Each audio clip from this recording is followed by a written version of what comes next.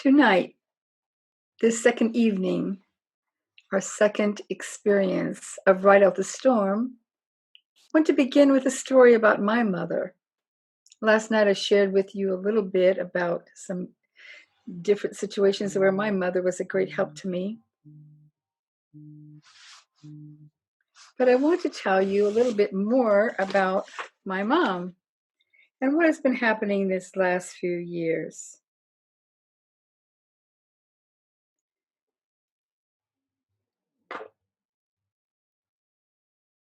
A couple years ago, my father had passed away, and my mother was determined to stay in her own home. Of course, she loved her home, and she always said that if Dad passed away before she did, that she wanted to stay in her own home and remain there, living by herself. She was a self-composed woman, very much in charge of her own life and her own destiny. Frankly, I felt bad for her because I felt she would be lonely there, but she was determined to stay in her own home.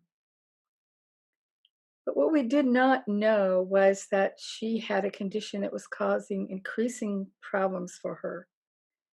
When I would speak with her each day, she would seem a little bit confused at times, and she regretted not telling me that she was falling a lot. Eventually, she began to share with me and with my daughter, who lives in Augusta, Georgia, where my mother and father lived, that she was falling. One morning, I talked with her, and she told me that she wasn't sure whether she had fallen the night before, whether it was just a dream. She kind of remembered that she'd fallen out in the hallway after going to the kitchen during the night, but she wasn't sure whether that had actually happened until she went out to look and discovered the little bowl of pieces of orange that she had cut were strewn around on the carpet, and she realized that, yes, she had fallen in the night. Well, this problem progressed, got much worse. So finally, my daughter suggested that she take her to her home and care for her for a few weeks to see if she could help take care of her and if we could start figuring out what was going on. Well, 7 weeks later, on a Tuesday morning, only 2 weeks after my husband and I had moved to the Charlotte area from Raleigh, Durham, my daughter Brooke called and said, "Mom, I'm bringing Grandma up to you today. I cannot help her. I can't deal with all that's going on. She's falling off the chair. She's confused. She's upset with the children. She's not eating well. I don't know what to do." So by that afternoon, my mother was here in the Charlotte area with me. And that began my journey for the last 2.5, nearly 3 years now, of being my mother's primary caregiver. It's been quite a journey. It's been a journey of many joys, also sorrows, frustrations, uncertainties, confusion. But through it all, my mother has been steadfast in who she is and in her love for me and me in my love for her. Now, if you're in a caregiving journey, which may be in your situation caring for your family, for your children, for your spouse or significant other, or it may be that you're caring for your pet family, your dogs or your cats, and you are involved with friends and other acquaintances and other extended family members, perhaps. You may be at the beginning of this kind of journey and you're realizing that you can see down the road, as I did, that eventually you're going to be called upon in some way to assist with the care of your elderly parents, with this for this a spouse or a neighbor, an uncle or an aunt, or someone else. This continuum from being at the beginning of this kind of journey until we maybe complete part of this journey is what I call the early stages. We're really at the early stages. I'm still somewhat in the middle, close to the farther into the stages, maybe close to the end of the stages with my mom. But in the early stages, we may be contemplating what is going on with our parent. In the context of that, of the family caregiving dynamic, I want to review just briefly what we talked about last night. One of the things we talked about was how we see ourselves, seeing with our physical eyes, seeing with our heart, seeing with our mind. We talked about capacities of being a person, our capacity to think and to reason, to choose and set direction in our life, our capacity to experience deep longing and to experience and feel emotions. We've delved quite deeply into some core assumptions of self awareness. Being better is much better than and much more important than feeling better. Hurt people hurt other people. And without focus, there are emotional consequences. The outer world does not change our inner world, and doing will not necessarily alter our being. Another thing that we talked about briefly last night was the theme of balance. And that is the theme for tonight. We want to ride out the storm of our life, whatever perfect storm that we may be in right now. We want to ride that storm out. We want to get through it with balance, with calm, with composure, with equanimity. When we have balance and calm and composure, we're able to ride out this storm. We're able to manage the ups and downs of the emotions, manage the problems that may come along, because we are developing this ability to be calm in the face of trouble.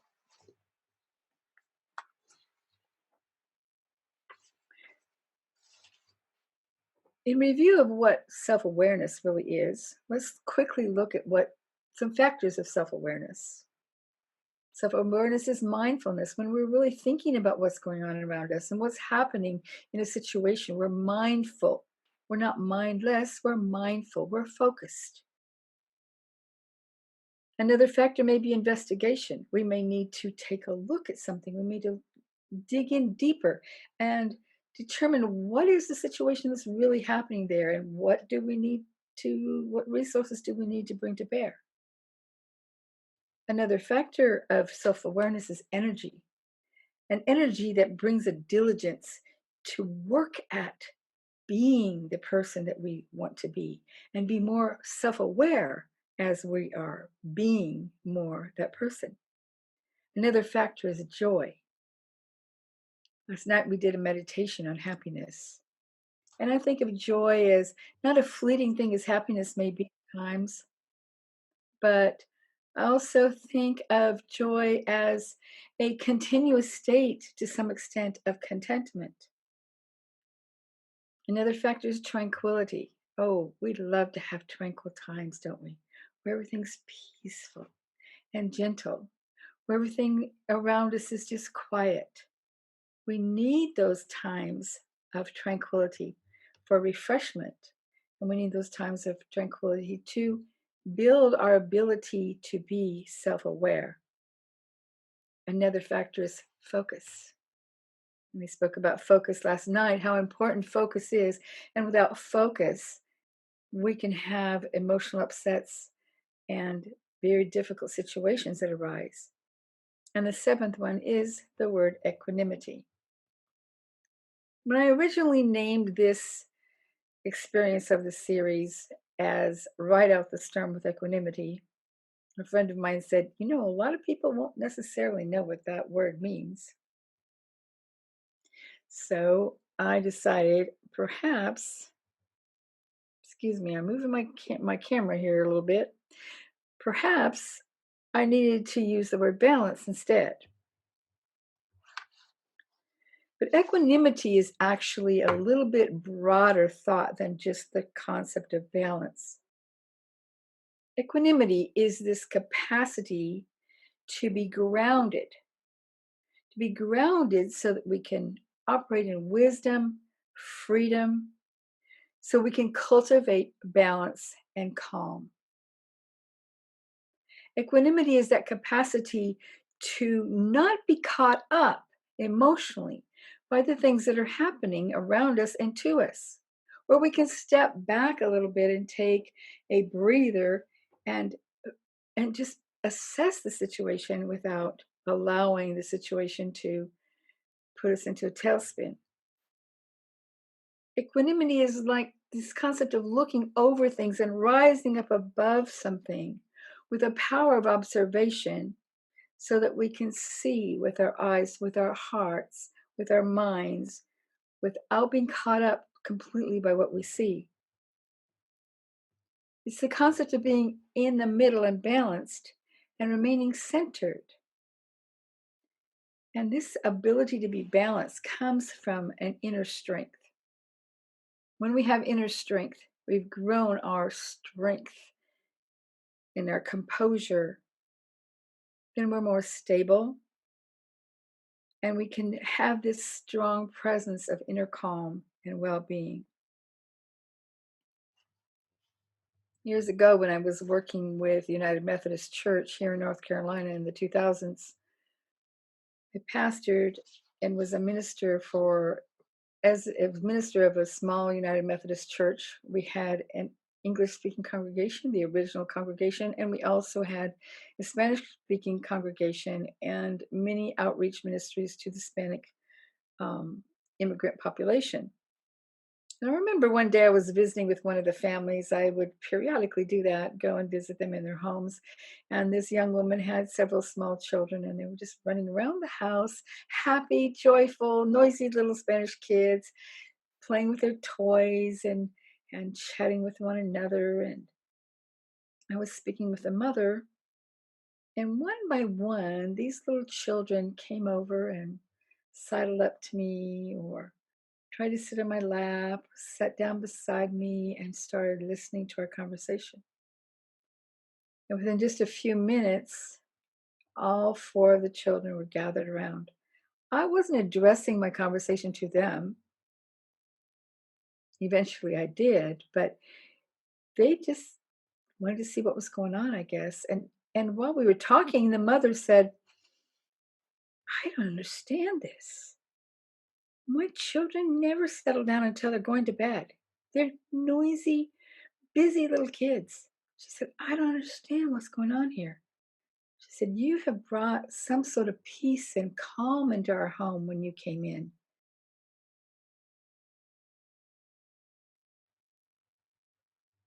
I've had that situation happen a number of times in my life, but that was the most dramatic, I would say. For the last 25 to 30 years, I have been seeking balance in my life. I'm a person at this point that I do not relish the extremes. I don't relish the extreme of being just so over the top excited about something or over the top angry about something. I don't relish the extreme of being totally down and depressed and blue. Does that mean I don't ever get sad or depressed? Of course not. But I do not like these extremes. And I don't know whether that is just part of who I am now, whether it's always been that way, or just more so now.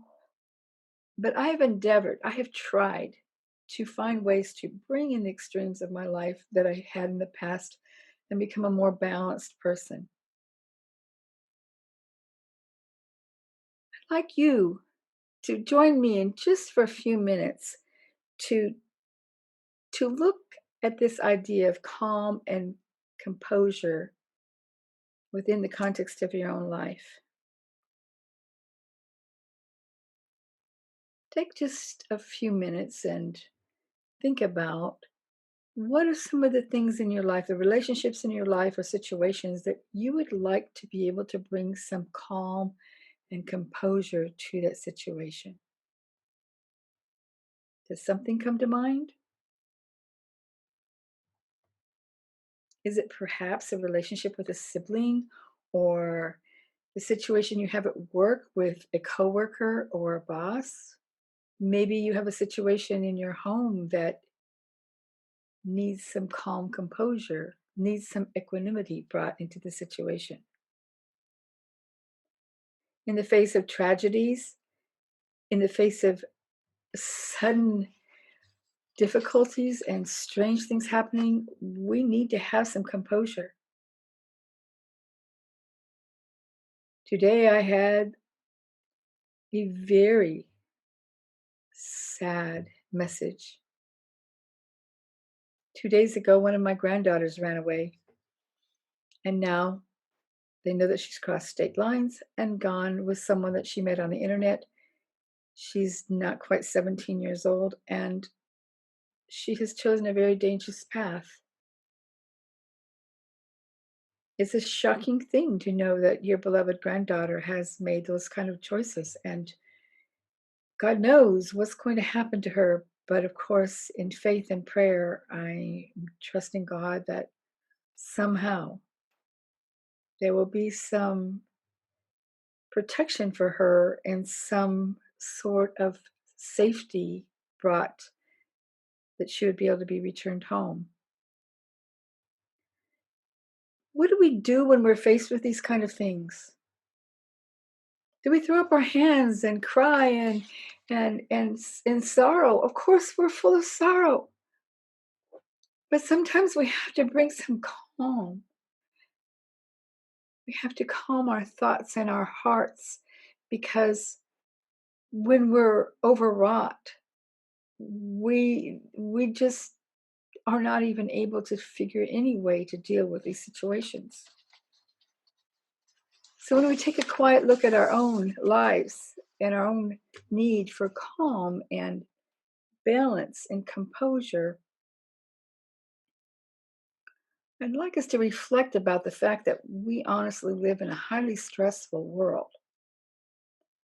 I know that in my life, considering the stress that I've lived in and the massive changes I've had, I'm just off the charts with the number of stressful situations that have happened. I've moved to South America and back twice. I've moved to Mexico and back. I've gone through a nasty marriage breakup. I've raised 6 children for years by myself. We've had the myriad of things happen to some of them growing up, accidents, hurt, different things like that. Um, and many other things throughout my life have been difficult. So stress is truly part of our lives today. It's such a part of our lives that often we only respond in fear or flight or freezing. And none of those responses actually are very helpful to us. If we respond in fear, we withdraw from the situation. We may be so uncertain and so full of fear that we're then come to the point of being frozen. Or we can lash out, and in fear, we begin to fight. All three of these responses are genetically built into us because of hundreds of thousands of years of evolution, as they say, but they're not helpful to us today. They do not serve us. But when we're in these stressful situations and we feel that we want to, we're afraid, or we want to run, or we want to fight, or we want to freeze, we need to be able to figure out some ways to soothe ourselves and calm ourselves down, to regulate this anxiety, the rage, to regulate shame, to regulate guilt.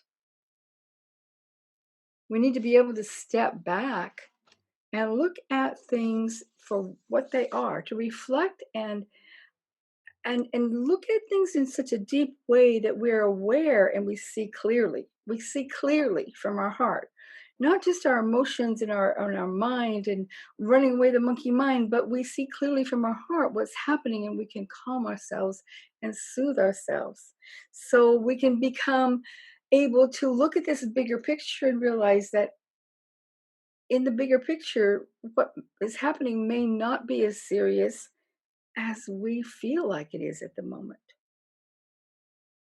And to cultivate this inner peace this calm,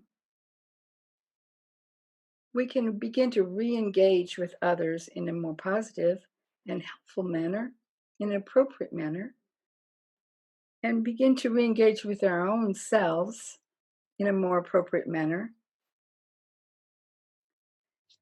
And doing this, we build this ability to have balance, to live with balance.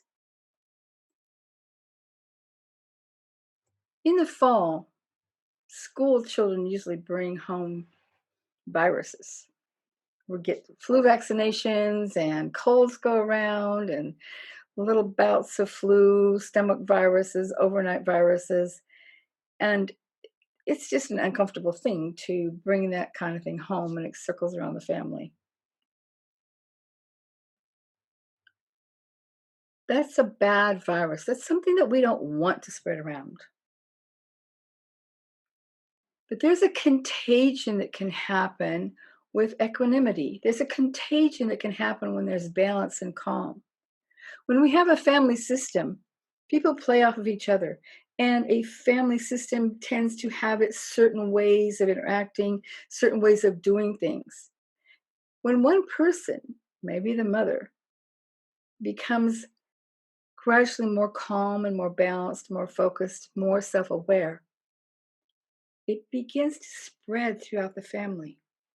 Just like I walked in the house of that little home of the Spanish family and sat down and quietly, with a calm spirit, spoke with this young mother.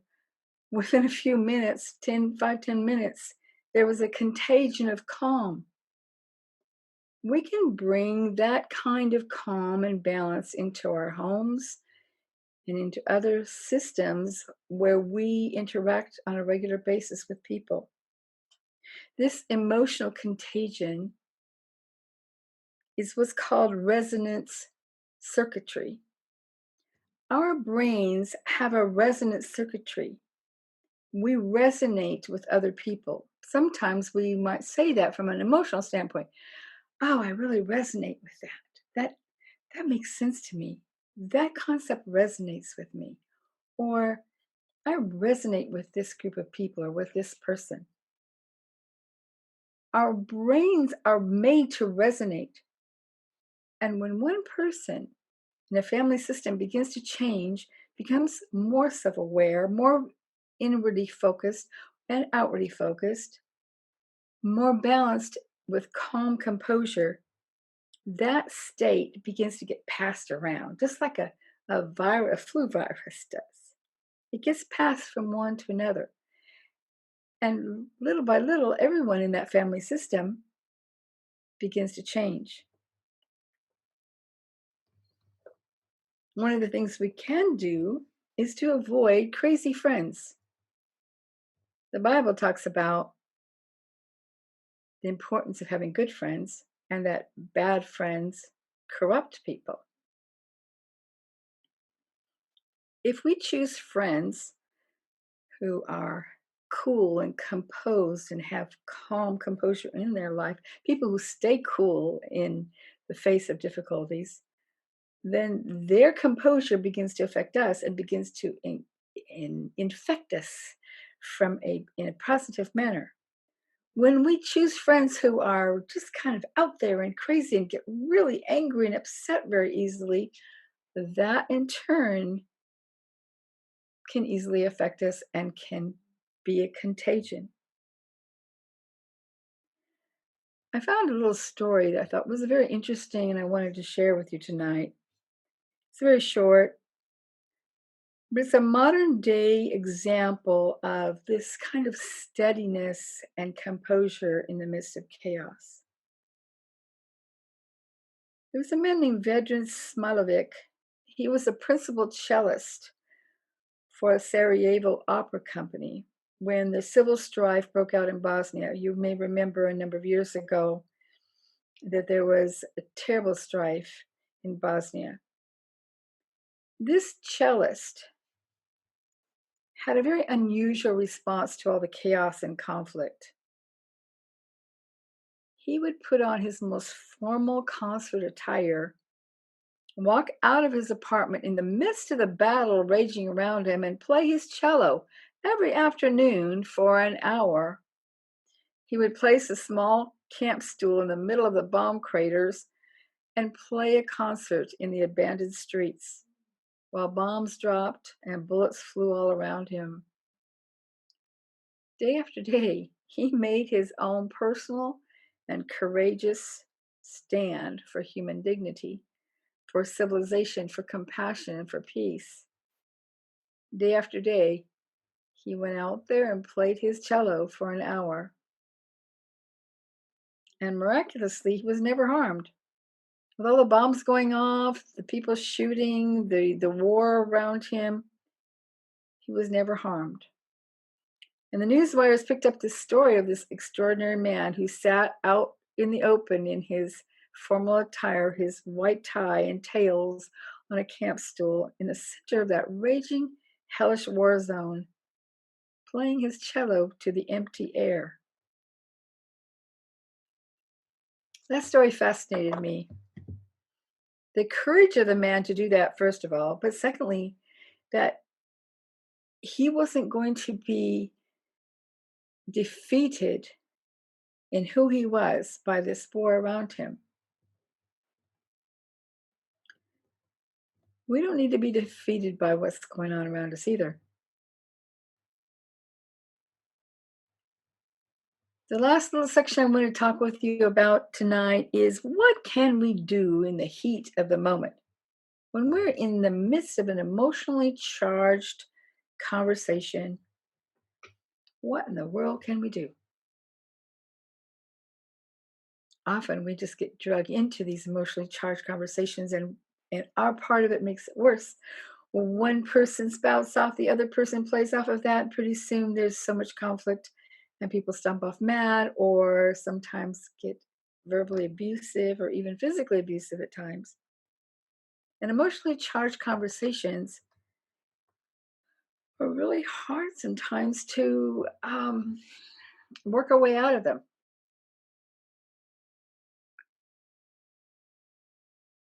My contention, the first thing is that we need to remember to listen with our heart. If we're listening only with our minds and we're seeing the situation only from a logical standpoint, we may feel justified that we verbally attack the person, we rebut what they say, we give back as much as they've given us, and we have left aside the heart aspect of it where we could be more open and sympathetic to the person. So if we're listening with the heart, first of all, instead of just listening with the mind, then we are able to pause and take a deep breath and maybe do a quick breathing exercise to calm ourselves down. And the prefrontal cortex, the critical thinking part of our mind, can calm and begin to think and become more engaged in a logical and caring manner.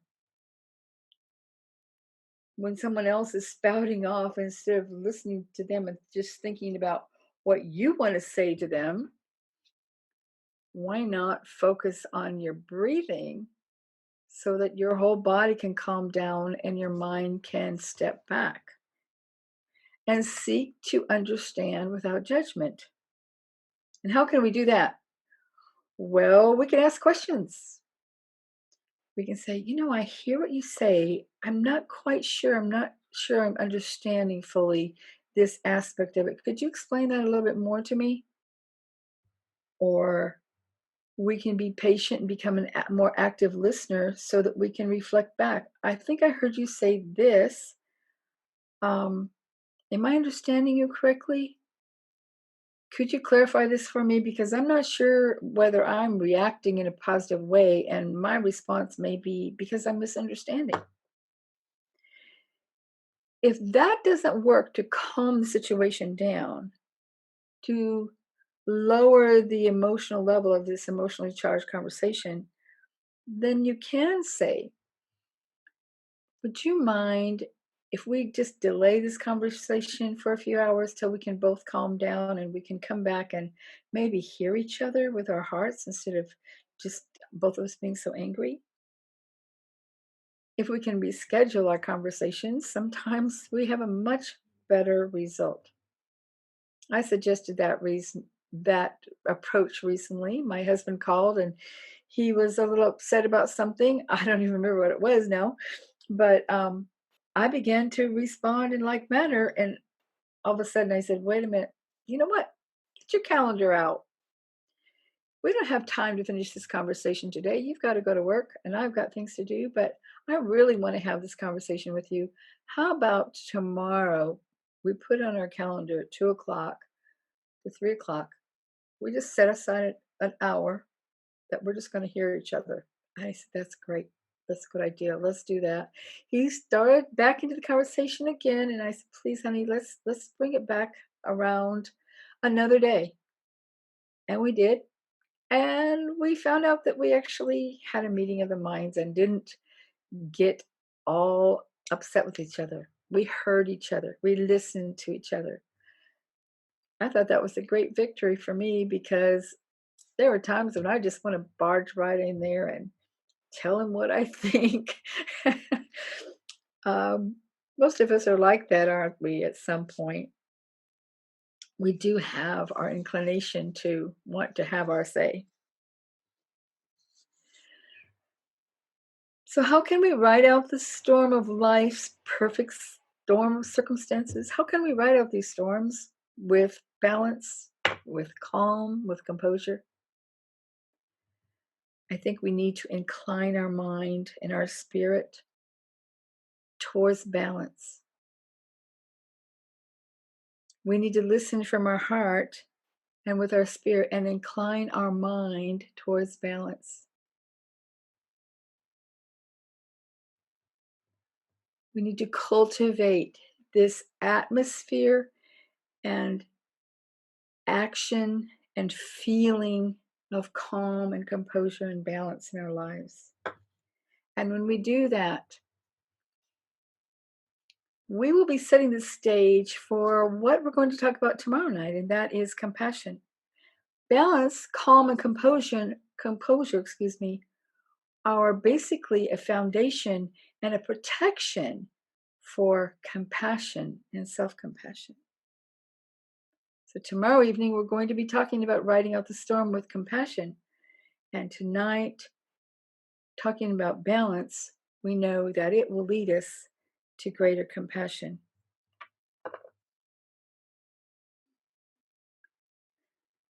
As we wrap up this evening, I want to once again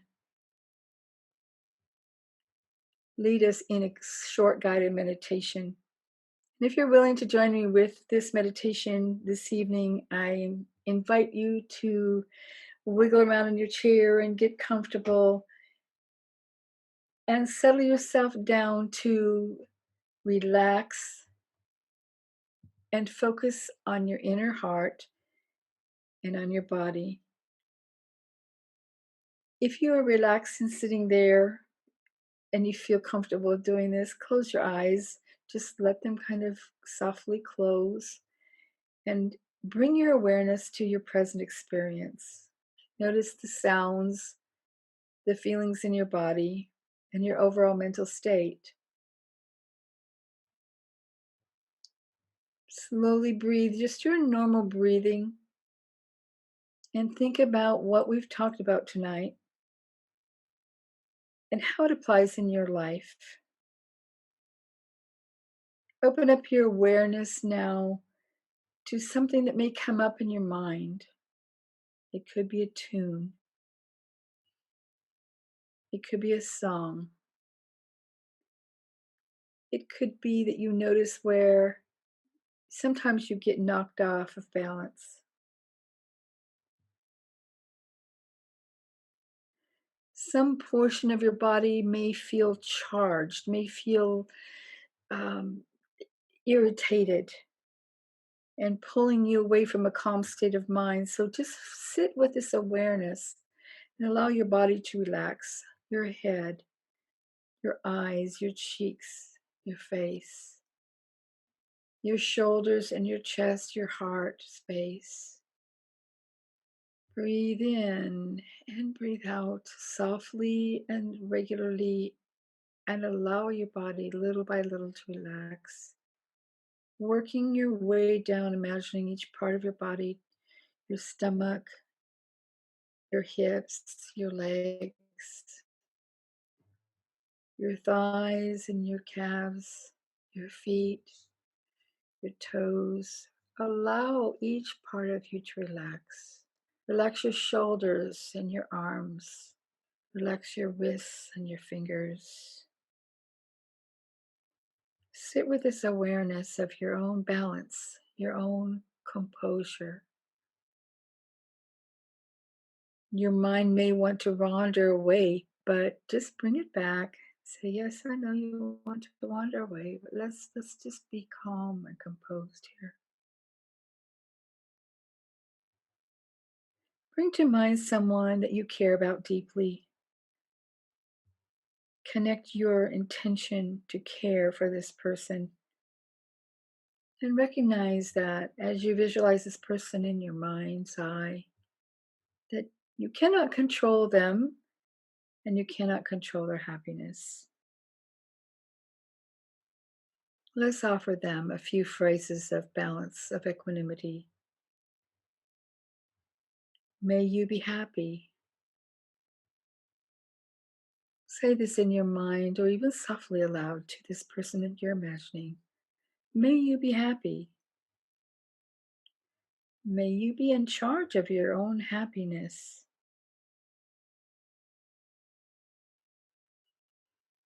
Your happiness is dependent upon your own actions and your choices, not my wishes for you. Again, look at this person in your mind's eye, this person that you love so dearly, that you're connected to, that you intend good for. May you be happy. May you be in charge of your happiness. Your happiness is dependent upon your actions, not my wishes for you. And now think of someone that you know that you care about that is suffering in some way, someone who's experiencing pain, someone who is suffering emotionally or physically, and offer these phrases of compassion to them. May you be free from suffering. May you take action to care for yourself, for your pain. Your freedom is dependent upon your actions, not my wishes for you. And finally, as you continue to breathe just normally and continue to sit in a calm, composed way, bring to mind someone in your life who has had some joy or success recently and offer these few phrases of joy to them, of appreciation. Meanwhile, stay connected to your own sense of balance and calm. May your joy continue. May you be in charge of your joy.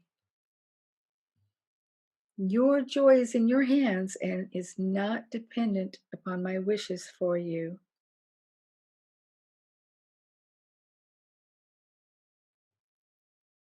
May your joy continue. May you be in charge of your joy. Your joy is in your hands and is not dependent upon my wishes for you.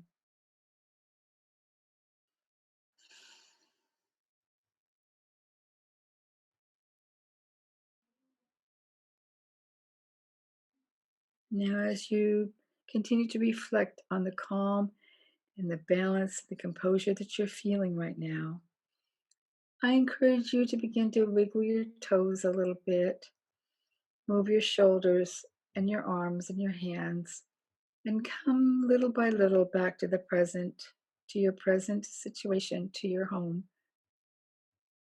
Opening your eyes softly and looking around. Enjoying that sense of balance, the sense of calm and composure that you've chosen tonight. Look for peace in your home. Listen to your heart and your spirit. and incline your mind to calm, balance, and composure.